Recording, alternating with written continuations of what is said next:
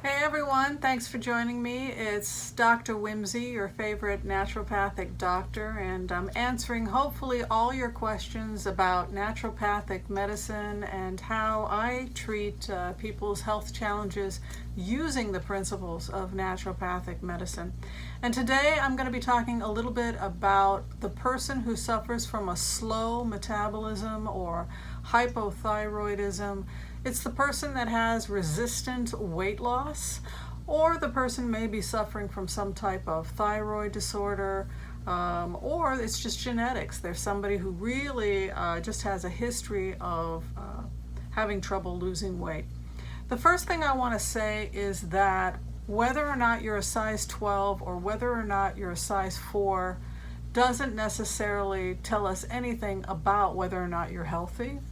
I've had patients come in to my office that were size 16, and when we did their vitals were beautiful, the cholesterol levels were perfect. And then I've had people that were a size 6 come into the office, and they had all kinds of health challenges that came up when we looked at their blood work. And so we have to take into consideration the fact that being a larger person doesn't necessarily tell us as much about disease as we may have been led to believe. That actually the disease process is a little bit more complicated than that. We do get concerned about rising belly fat. I've talked about that in the past, and resistant belly fat. But I don't prescribe the idea that we all have to be a size 6. What I want is for my patients to experience optimal health. Once you experience optimal health for you, then theoretically you'll be at the ideal weight for you. And the ideal weight for you may be that you'll be a beautiful, healthy size 12. And so it's more important for me that you experience optimal health than whether or not you meet today's standards of what size women are supposed to be. So that is my feedback. Now, to the person who is experiencing resistant weight loss and it's associated with the disease process, in that person we're going to be seeing fatigue, trouble exercising, a poor diet, depression, maybe they're lethargic. We might see other health challenges coming up associated with increasing weight. And as I mentioned, we are very much concerned about belly fat. We will do that. That is more important to me than how much total weight. I'm measuring their abdominal, I'm measuring their waist and their hips, and I'm figuring out what that ratio is. In a woman, we want to see a ratio of 0.8, and in a man, we want to see a ratio of about 0.9. So what am I going to do for my patient who has resistant weight loss and is having health challenges like elevated triglycerides, hyperlipidemia, fatigue, exhaustion, etc., etc.? Somebody who truly is not experiencing optimal health, and their weight is a reflection of that. So they're not at their true weight. Our true weight is the weight we're going to be at when we are experiencing optimal health. So we don't know what that's going to be until we get to optimal health. Does that make sense? All right, so number one, the first thing we want to talk about is a consistent habit. Being consistent, having a stable routine. Regardless of who you are, we know that people are healthier when they don't have a lot of inconsistencies in their daily habit, erratic behavior, not sleeping adequately, eating poorly, stress, inconsistent food habits. Those are the things we associate with ill health. Smoking cigarettes, drinking excessive alcohol, eating poor quality food, traveling extensively. Not having a consistent routine is one of the first things I talk to people about if they want to experience good health. Be consistent, live a simple life. I'm a medical minimalist. I want to see you living a simple, consistent life. Whatever choice you make, if you want to improve your health, try and create a life for yourself that is stable and consistent. First thing we talk to people about is cleaning up the diet. I don't think there are any surprises there.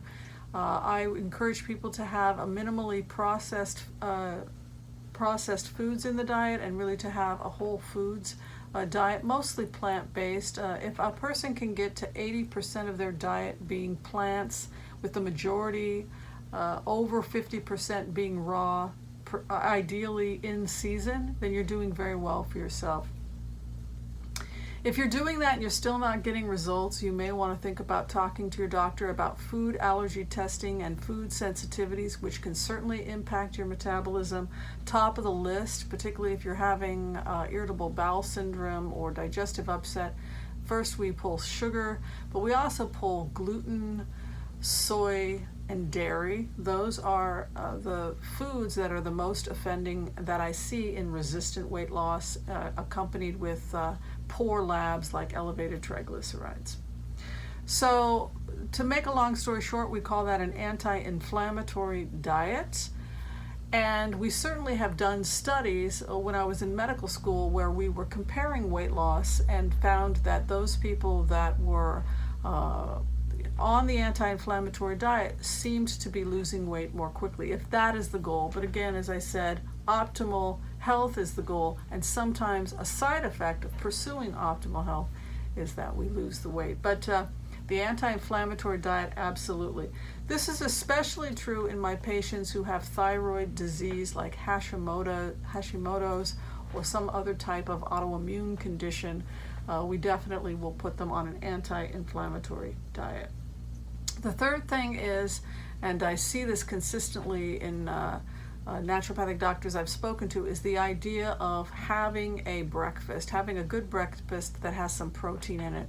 And that's because when we start our morning with a good breakfast that has protein in it, we tend to not eat late at night, and we tend to have a stable blood sugar right out of the gate. And that's important because not only will you not be snacking later in the day, but it also can have a positive impact on mood, energy, sleep, and basic overall health is improved if you can start with a good breakfast and get your blood sugar stable right away. Now, there's been some conversation about whether or not people should do intermittent fasting. They may only eat for 8 hours of the day. I think it's a little too extreme and not necessary. If you're asking me, again, I like people to have stable, consistent habits without any kind of extremism, and intermittent fasting seems a little too harsh, a little too extreme, and I tend to think people tend to stick to things when they're a little bit easier to follow. So I just tell people not to eat after dinner and to have dinner be approximately 3 to 4 hours prior to bed. So if you had dinner at 6 o'clock, if you complete your meal around 6:30 and go to bed at 10:30, you're talking about 4 hours. You've got your 4 hours there, and then you sleep 8 hours. You've got 12 hours there. So say you went to bed at 10, you got up at 6, and you didn't eat 4 hours prior to bed. That gives you a good 12 hours of resting. And then say you have your breakfast at 7 in the morning. We're talking 13 hours of intermittent fasting without putting much of an effort in. That is really going to get you far if you're trying to get to optimal health, because you're giving your digestion a break of about 12 to 13 hours, and that's when gut repair can start to happen, and that's extremely helpful if part of your health challenge is upset stomach, gas, bloating, etc.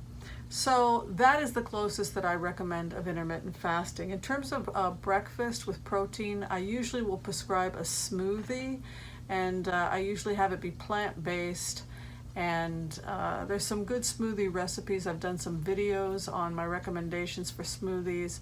But basically, a plant-based smoothie in the morning, which gives you about 20 grams of protein, is a good way to start the day.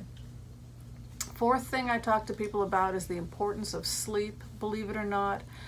People who have problems with their metabolism, people who are struggling with their health, often part of the challenge is getting them to get adequate sleep. We really can't get well if we aren't sleeping, and if we're not sleeping adequately, and if we're not getting enough hours and good quality sleep. So Watch the caffeine. We will pull caffeine usually 8 hours prior to bed, just because we do want to make sure people are getting good quality sleep, and we also want to make sure that they're getting enough sleep, so 8 hours of sleep a night.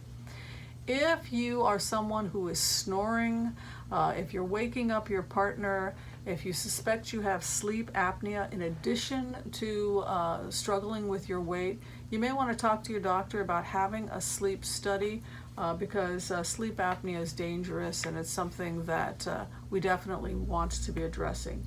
Good quality sleep, 8 hours, and definitely no caffeine 8 hours prior to bed. And finally, number 5, if you're trying to get to optimal health and finding your base, what your metabolism is, number 5 is about stress reduction. And that's because stress can cause an elevation in cortisol, and that in turn can switch off or have an impact on thyroid function and our metabolism. So believe it or not, people who meditate, people who don't take life too seriously, don't take themselves so seriously, reduce their stress when they can, those are the folks where we are going to see a better cortisol levels, and with that we're going to see less resistant weight loss. So don't sweat the small stuff, and it's all small stuff. So those were my 5 recommendations for how we can get you to optimal weight and hopefully to improve your health. Number 1, be consistent in your habits. Number 2, clean up your diet. We put people on an anti-inflammatory diet, particularly if they have resistant weight loss accompanying health challenges with the metabolism. Number 3, I start with a protein breakfast, a good smoothie. Number 4, getting adequate sleep and working on good quality sleep. And finally, encouraging people to live a stress-free life and to avoid triggers that can upset you. If the news is upsetting you, it might be a good idea to turn it off and go for a walk in the park instead. All right, so I want to thank you for listening to this video. My name is Dr. Whimsy Anderson. If you'd like to find out more about my work, and if you'd like to find out more about naturopathic medicine, you can go to drwhimsy.com. I'm available both here in my offices in Los Angeles, and I'm available via phone and telemedicine appointments as well. Thanks for watching, and we'll see you next time.